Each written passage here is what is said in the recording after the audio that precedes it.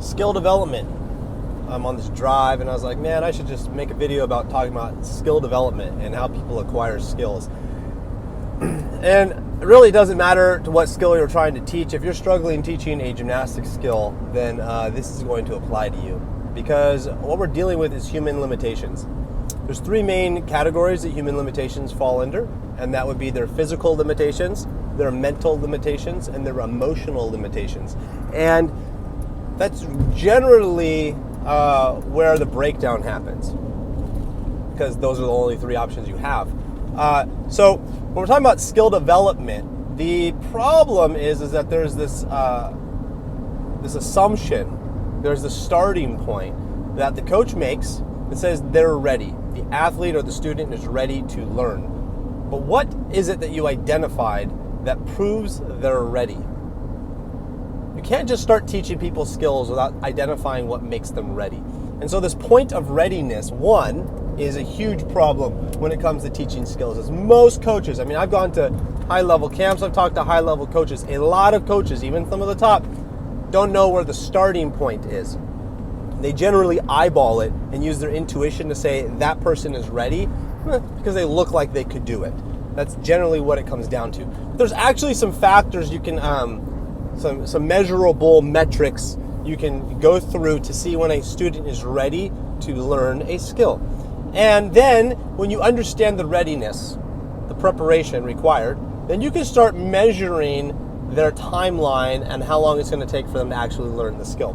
It's not super complex, but you do need to understand it. So I'm going to break this down for you that applies to all skills. But before we can go into that, we need to understand how the human body operates. This is going to be boring. You're going to probably be like, oh, really, I'm not interested. But I'm telling you, this information is the foundational layer for learning all skills, because we're all dealing with humans, individuals, humans, that have a physical limitation, they all have a mental limitation, and they all have an emotional limitation. And if you do not understand how these functions operate and then work together, then you're just going to be beating your head against the wall doing lots of gimmicky, stupid crap that comes in the gymnastics community all the time. Like, literally, a lot of the stuff I see, I just go, I would never do that, I would never do that, I would never, because it's so not direct. It's so like, how do we take the longest path to the destination? That's a lot of what these answers are. It drives me crazy, okay? But who cares about that? You don't care about what drives me crazy. All right, so let's talk about physical limitations, because we can kind of feel it a little bit more. All right, physical limitations. What you have is your ability to generate a force, okay? Your ability to generate force. Your ability to handle endurance, okay? And this is also your ability to handle impact loads. So this will be like load management. How many times can you hit a hard object before your body breaks down? But this kind of goes both hand in hand. This is where overuse injuries become a problem. Okay, so your ability to handle endurance, your overall integrity of the system, you could almost look at it as. Integrity is a good word for that too. Speed. Speed is your ability for your brain to essentially turn on and off and switch gears, okay? So speed is a change of direction, and it's your brain's coordination ability to change direction more efficiently allows you to become faster. So you have a speed issue. And then you have tension. And tension is a muscle fiber recruitment, okay? A lot of people just go, oh, you gotta be tight, be tight. Tension is muscle fiber recruitment. Tight, okay? Tight is your ability to squeeze as many fibers in your musculoskeletal system as possible at the same time. That's what tight is, okay? You cannot recruit more muscle fibers unless you actually are intentional with your tension training. And that's a little bit harder than what most people realize, because we don't oftentimes work with weights in gymnastics. It's a lot of it's body coordination. So those are your four main things, but then you have flexibility. I'm going to get into a little funniness of the word flexibility. It has the word flex and ability. And we oftentimes think of stretching as a relaxation of the muscle, but muscles don't actually relax, they actually contract. That's all they do. And the only way to make a muscle relax is to contract the antagonist muscle, the opposite muscle. And that's how we make the other muscle relax. Muscles don't generally tear on the contraction, from what I understand, is it's not when the muscle contracts that tears, it's actually the muscle that's relaxing that actually tears, because it cannot relax fast enough. and so it's out of sync with the contraction relaxation happening. Okay, so flexibility is not so much about your ability to relax your muscles as much it is to contract the correct muscles. And that turns into a problem. We're not going to go into that, but you have to have a range of motion that makes sense for these skills to actually happen. Force, okay? Force is neurological. So your ability to produce force is entirely neurological, which is usually, if you think about weightlifting, is your 1 rep max. It's your ability to engage your neurological system to overcome the load. And you have to be right at that threshold of failure and success. That's what force is. You get better at it, you generate more force. Your neurological system will fire more concentrated, let's just say, or at a higher state. And so force is all about how do I get my entire neurological system to engage at this high level. Endurance. Endurance is your ability to have basically prevent muscle fatigue. And we are going to say it's also your ability for your bones to handle the impacts. So endurance oftentimes would just be like, just go until you quit. And then do it again and go farther before you quit. That's really what endurance comes down to. Long distance running is usually seen as endurance. But in gymnastics, with an anaerobic sport where we don't actually need oxygen necessarily to do the exercises because they happen so quickly, endurance is more about the integrity of the system to not break down. And so the reason why we might do high reps, high numbers is because we're actually increasing the strength, the integral strength of the body to actually handle the loads and impacts that are going to happen over time. And so I don't want you to think like, oh, this is not marathon running. No, but you do need to be able to do, just 100 pull-ups in however many sets possible, just to create a muscular overload so that you're building a muscular strength. Now, the thickness of the muscle wall, I believe from my research, was that eccentric loading actually will increase the thickness of the muscle wall. So if we're worried about muscles tearing, then it's more about eccentric loading over time, and so you're going to get that. But there is a muscular endurance that does need to exist if you want to elevate your ability to produce force. So those do go hand in hand. Speed is your turnover ability. Now this is low load. You don't want to have like zero load. This is why you can like run as fast as you can in place on a tumble track where it's very easy and the assistance of the tumble track gets your feet to move very quickly, but it's more about a coordination between your brain and muscles, and it's just quick turnover.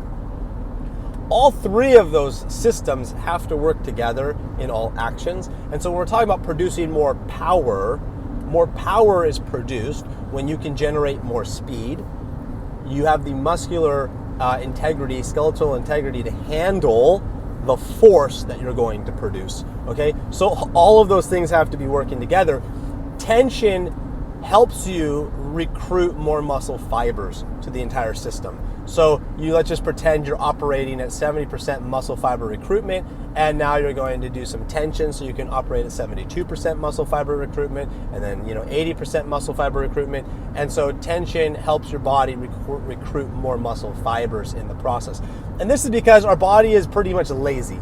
It's going to use the biggest muscles to do the work first, and it doesn't want to produce too much energy to do work because it's trying to conserve the energy. If we think just survival, it doesn't want to die. So a lot of this has to be stimulated and very intentional, where 1 rep max producing force is like putting your neurological system under a strain of just quitting and breaking, and that's a pretty serious thing to do. Endurance is a give up point, and just putting yourself all the way to the give up point where you want to quit and stop and then just keep going. That's how you're going to build the endurance you need. Speed cannot really last longer than 15 seconds, but you got to go as fast as you possibly can in the shortest period of time possible. And then when your speed starts dropping off, you just kind of know that you've used up all your ATP or any of the energies out there that produce the speed, and you kind of have to just stop because it's irrelevant. All three of those things will work together over time. You do not train all of them at the same time. So you don't make a circuit. You don't do a speed, force, and endurance exercise in a circuit, because you can see that if you're training endurance and your body is fatigued, it's not going to be speed. It's not going to produce speed it's tired. It can't produce speed. So, and if you're training yourself tired and then you try to go do force, you're not actually doing your 1 rep max, which is another technique that you might use to stimulate your nervous system, but it's not 1 rep max ability. You can sometimes 1 rep max and speed at the same time in the same training session, because you're not putting in a lot of reps on your 1 rep maxes, and then speed doesn't really tax the system all that much. Tension you can do more regularly, daily essentially, because you're just trying to recruit more muscle fibers, and tension really only works when you get to the shaking point.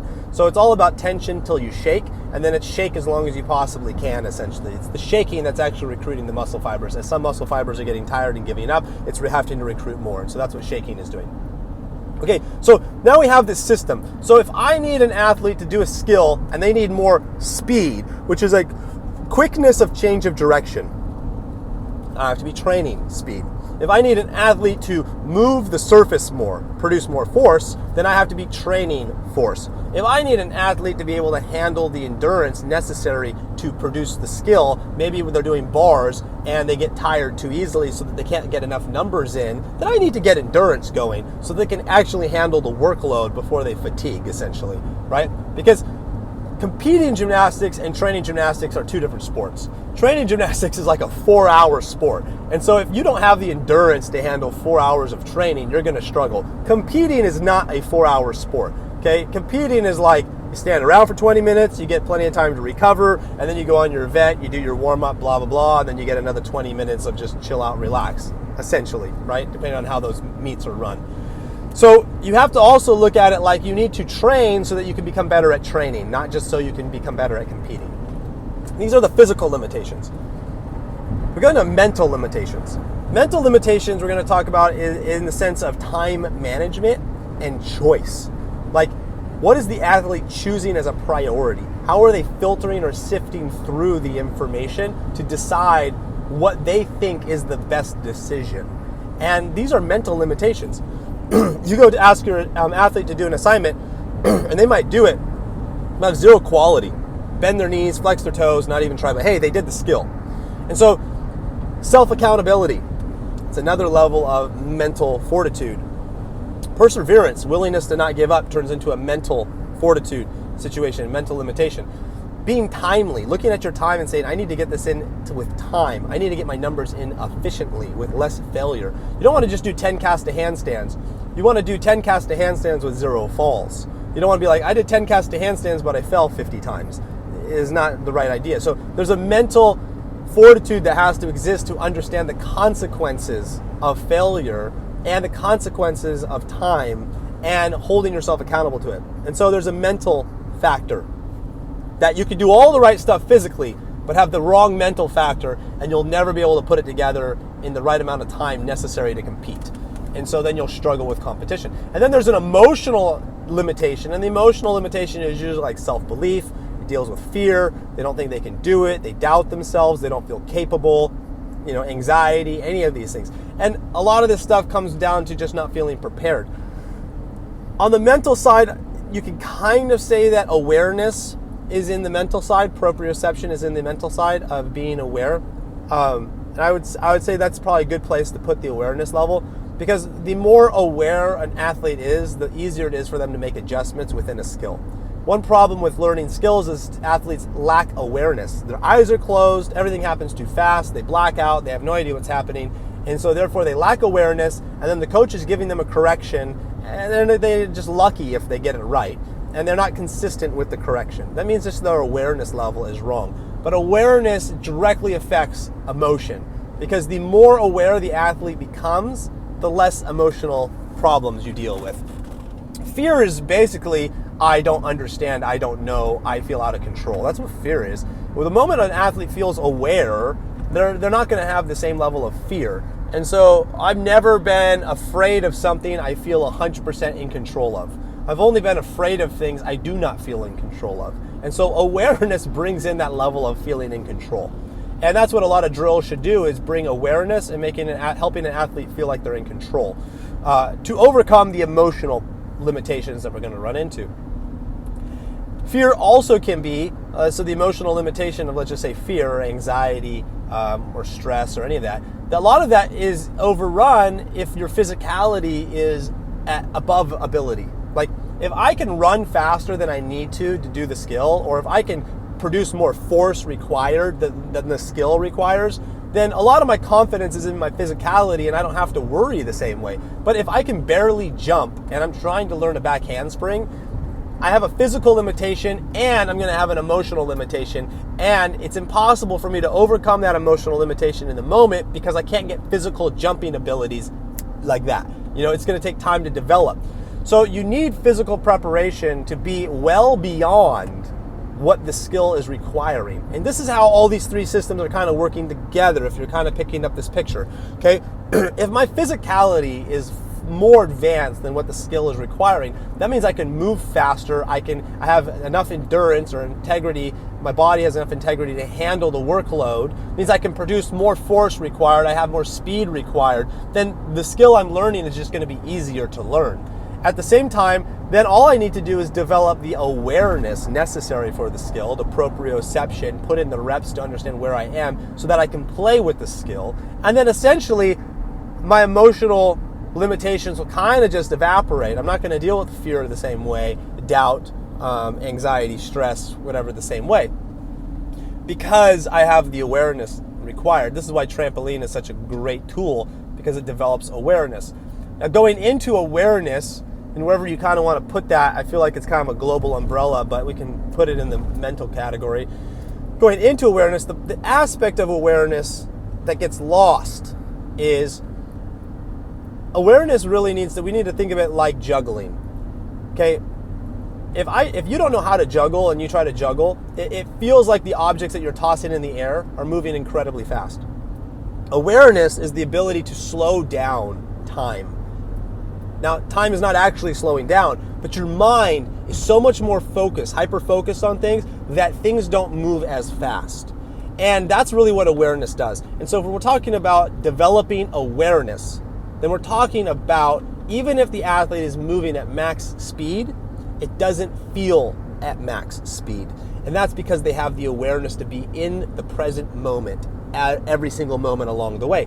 So when you go to juggle and you get better at juggling, the objects that you're juggling actually don't feel like they're moving all that fast, and you actually feel like you have more control over the time because you understand the time. It takes time, but once you understand it, it's just like everything clicks. This is kind of like riding a bike too. The more aware you become of riding a bike, the wobbles don't scare you the same because you know how long it takes for you to fall, so you know you have time to recorrect your mistakes when riding a bike. And so awareness slows the process down. If awareness slows the process down internally, okay, it's kind of like an illusion, then that means that learning or developing awareness needs to start in two different areas. It needs to start in an area of slow, and it needs to start in an area of fast. You need to have both. You can't have one or the other, okay? You do things at max speed, like learning to juggle. You just start juggling objects at normal speed, let gravity take over, and then you do that over time until your body starts to pick up on the time delays, stops overreacting, and really gets in sync with how everything is operating. You do things on the slow so you can develop the coordination required to be in sync with the time. So you might learn to juggle with just 2 objects instead of 3 objects because you can be more coordinated and have more room for error. This is why trampoline is such a great tool, because it slows everything down. And so you have the ability to develop the coordination that's going to be required during the awareness to slow everything down. But you also need to do everything at max speed and max height so that you can feel, okay, how fast things are moving, so that your brain can start picking up on the nuances to slow everything down, hyper-focus, to make it feel as if it's more present and aware in all those moments. Awareness is the biggest problem in a lot of skills. And the awareness problem is that oftentimes the athlete is not physically prepared to then start developing the awareness. And so then you're dealing with a physical limitation and an awareness limitation, and that just leads you into an emotional limitation. And it doesn't really matter what you're doing. So let's just talk about like shaposh or something, like where you're doing a clear-up handstand essentially, and you're throwing yourself to the high bar. There's no reason to really start teaching a shaposh until someone can clear up handstand and actually make the bar rise up. And after the turnover of the fall and on the rise, they can actually get some pull action or some lift or some hopping action where they come off the bar and they actually have force driven into the surface, and then this speed, energy coming out. It's like until you see that, you're like, well, you're not going to have enough energy to throw yourself from the low bar to the high bar. However, at the same time, if you're developing the required force that needs to be applied on the surface and the speed, you still do need to throw yourself to the high bar, but not with the expectation of catching, but with the expectation of feeling how quickly things need to happen so that your brain starts to develop awareness through the process. You don't actually need to worry about catching. What I find is when people are learning skills, they're too focused on success. They're not focused on enough developing awareness and physical preparation.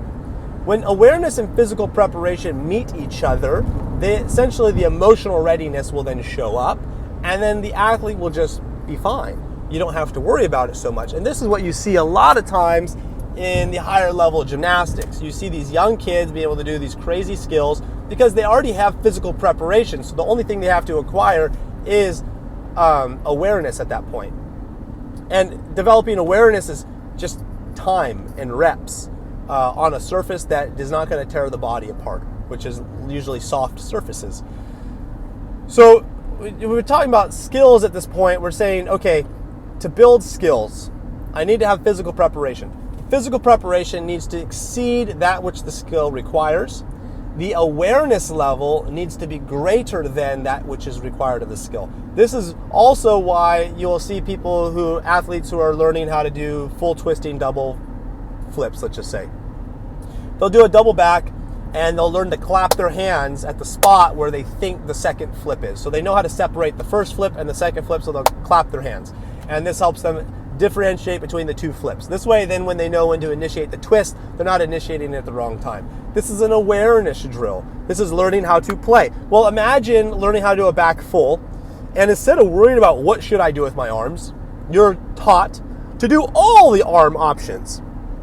Don't you think you're going to become a little bit better at back fulls if you have to do diver arms and then arms in here and then arms, trampoline arms by your side? Yeah, because your awareness level is going to be significantly higher than what is required of the skill. If you can do twisting with arms in multiple positions, then the twist is no longer the issue anymore. You have plenty awareness. Oftentimes, kids are not playing with a skill enough on the spectrum of close to fail, over success. They're not playing with the spectrum of the skill to develop the awareness required to actually execute the skill regularly, consistently, continually. So then it's all about basically luck and chance at that point. You think about the idea of once you learn how to ride a bike, you can just ride one forever. Well, that's only because you've experienced, your awareness level is so high that getting back on a bike is really not about a physical problem, it's an awareness problem, and then you're there. If you get a skill dialed into where your awareness level is so high, then the only thing you got to do is sharpen up on your awareness level. If you miss a couple weeks or you get injured and you're out for a month, it's just an awareness issue. It's not a physicality issue the same way. Oftentimes, if I rock climb, and you see this in the first-time rock climbers, is oftentimes when learning a skill, an athlete is going to over-exert, over-rely on their physical abilities. And then as they become better at the skill, more aware of the skill, they become more efficient, requiring less energy input. And they're more efficient with how they do the skill. So that's another thing to remember. Now, let's just say we're doing a skill. Let's say a back handspring, and we want to progress into 2 back handsprings. Well, the thing that needs to be accounted for is that the first back handspring is moving at a rate of speed that is required to do 2 back handsprings. And this is where a lot of high-level coaches just eyeball things. I need that back handspring to move fast enough to actually see a back tuck to know that they're ready to back handspring, which means I have to know how fast the back handspring needs to move to then do a back tuck efficiently. Now, you say, well, Raleigh, this person can do a back handspring, back tuck, no problem. Okay, well, then let's keep things in perspective. I'm not talking about sloppy back handspring, back tucks. I'm saying that an athlete who can back handspring, back tuck can also back handspring, back layout. So if the athlete looks like they can back handspring, back layout, okay, with no form issues, then yeah, they should be ready to do a double back handspring. I'm not saying they need to do the back layout. I'm saying the back handspring needs to look good enough to back layout to then say, hey, you're ready for 2 back handsprings. It's that type of thinking. You don't have to go to that extreme, but that type of thinking that is where people are missing the intuitiveness of coaching. Most coaches who are high level, who've been working gymnastics for a long time, can look at a Beckett circle and read the energy in the Beckett circle and say, yep, you're ready to do the next thing. Clear up to horizontal, clear up to handstand, etc., etc. Okay, most coaches are looking at the way the energy is moving and how quickly it is moving, and then they're comparing it to other skills they're already familiar with and cataloged inside their mind, and they can overlay to say, yeah, you're moving fast enough for this next skill. The problem lies is when coaches cannot do that. Okay, take your Yurchenko layout, for example. You have these athletes who just can't Yurchenko layout.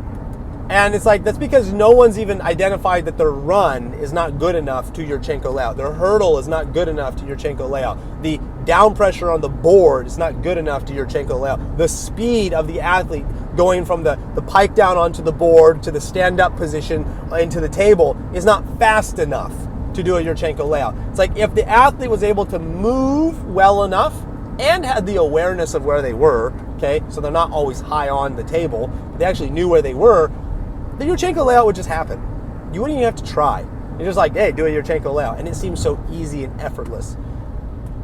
So this is where the problems lie, essentially, in coaching gymnastics, and where people get hung up on drills so much, is they're chasing the success and not the development of the person.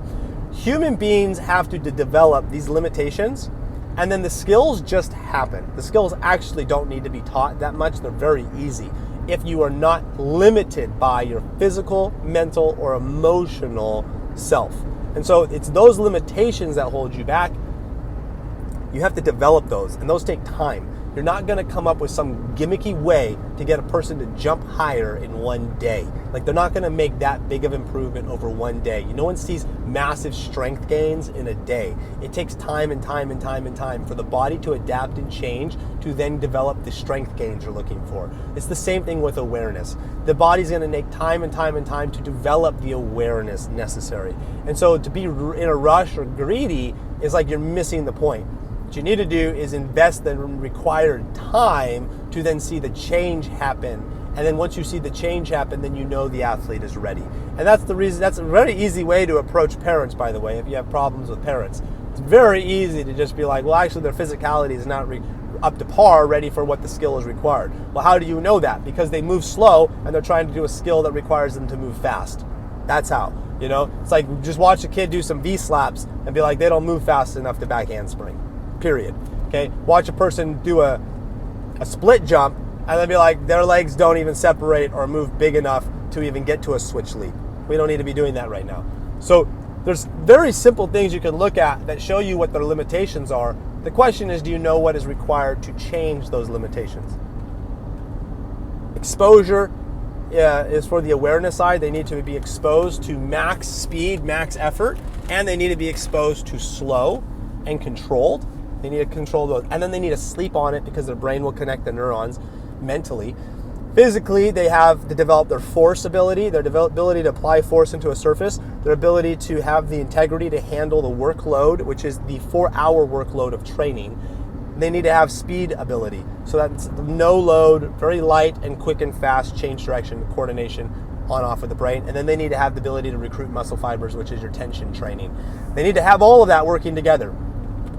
And that's going to take time to see and adapt and change. And then emotionally, they need to basically be working on their self-talk and their belief, and not talking about who they are today or who they were yesterday and their lack of belief and I'm not that good and I wish I was better. No, they need to be seeing themselves as their future self and talking about themselves in a future sense that says, I can do this, I've got this, it's just going to take me time, it's just a process. You know, all the positive stuff that says, I know how to be tight, I know how to be strong, I know how to be fast. And it's all about things that they can do at the emotional side and not things that they're not in control of.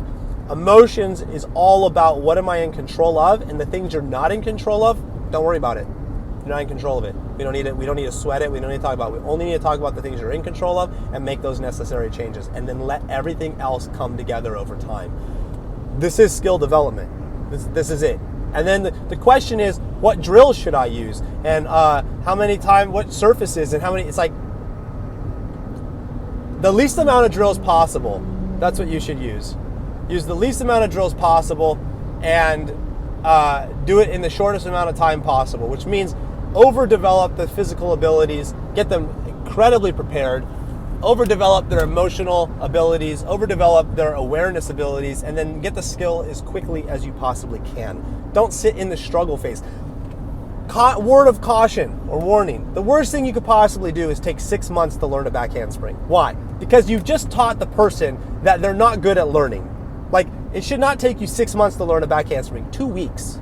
2 weeks to go from I can't to I can. All right? So if you want to reinforce in somebody's mind that they're bad at something, take months to learn something. But if you want to enforce self-esteem and confidence, then they need to learn it within weeks. And if they can't learn it within weeks, then what are you doing? You might say, well, Raleigh, there's skills that take more preparation, like a kip. Yeah, probably a bad example. Maybe like a release move, okay? But no, that's not a good example either. Because if you're prepared, then doing it and not doing it is not that far away from each other. If you're actually prepared, then really you just need exposure to the system, and you're going to be right about there.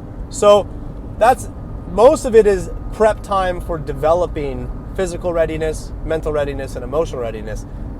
And then it's not being greedy and just waiting it out.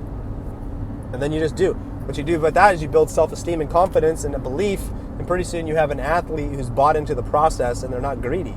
And you don't have to deal with all the attitude problems because they understand the amount of effort required. So they learn respect for the sport. They understand the effort required to achieve the skills. So there you go. That's my rundown on how skills are developed. If you have thoughts or comments, leave them below. I love the gymnastics community, how everyone is so confident in their ideas and methods and have all the right answers. But what we need, in my opinion, is a way to bring up the coaches who are struggling.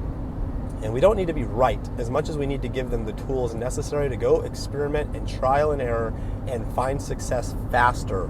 Because the worst thing you could possibly do is burn out from this sport because it's just taking too long and you have too many failures. And I don't think people need to fail anymore. I don't really think failure needs to be on the menu. So hopefully you find my advice helpful and it's going to eliminate some of your failures. And until then, talk to you later. Bye.